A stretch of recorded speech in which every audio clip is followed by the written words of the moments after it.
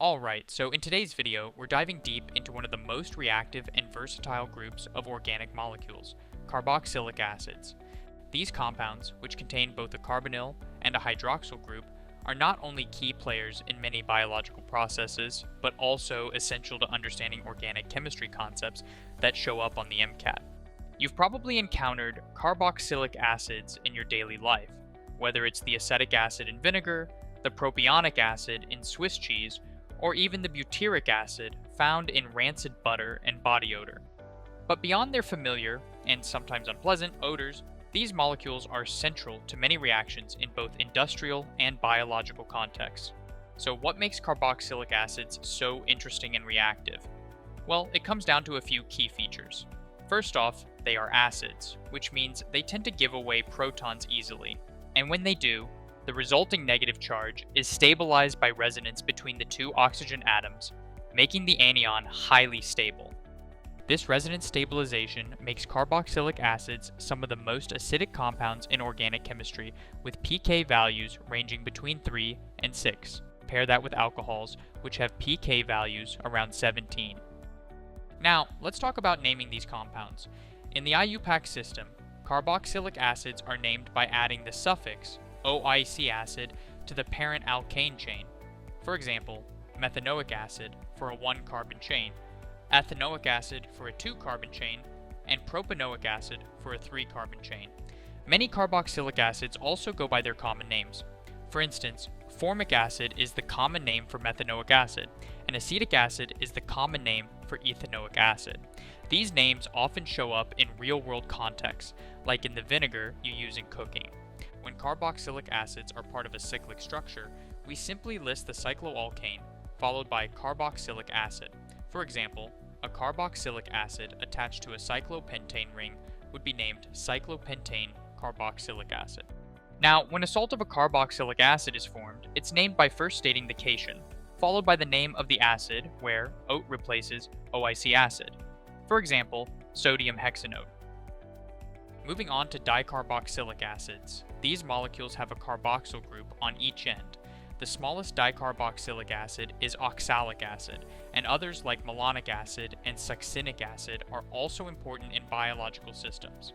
Their IUPAC names follow the pattern of adding dioic acid to the parent chain, such as ethanidioic acid for oxalic acid. Now let's touch on the physical properties of carboxylic acids. They share similarities with aldehydes and ketones because of their carbonyl group, but the additional hydroxyl group allows for hydrogen bonding. This makes carboxylic acids form dimers, pairs of molecules connected by hydrogen bonds. These strong intermolecular forces give carboxylic acids higher boiling and melting points compared to similar compounds like alcohols. And as the molecular weight increases, so do their boiling points. When it comes to acidity, carboxylic acids are relatively strong for organic compounds. The hydroxyl hydrogen is the most acidic proton, and when it's removed, the resulting carboxylate anion is resonance stabilized, meaning the negative charge can delocalize between two oxygen atoms.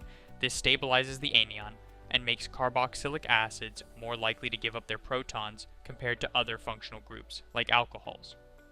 However, while their pKa values are low, they don't compare to strong acids like HCl or H2SO4. For example, ethanoic acid has a pKa of about 4.8, while HCl has a pKa of 8.0. The acidity of carboxylic acids can be affected by substituents on nearby carbons. Electron withdrawing groups, like nitro groups, NO2, or halogens, increase the acidity because they stabilize the negative charge of the carboxylate anion. In contrast, electron-donating groups, like amino groups, NH2, or methoxy groups, OCH3, destabilize the charge and decrease the acidity.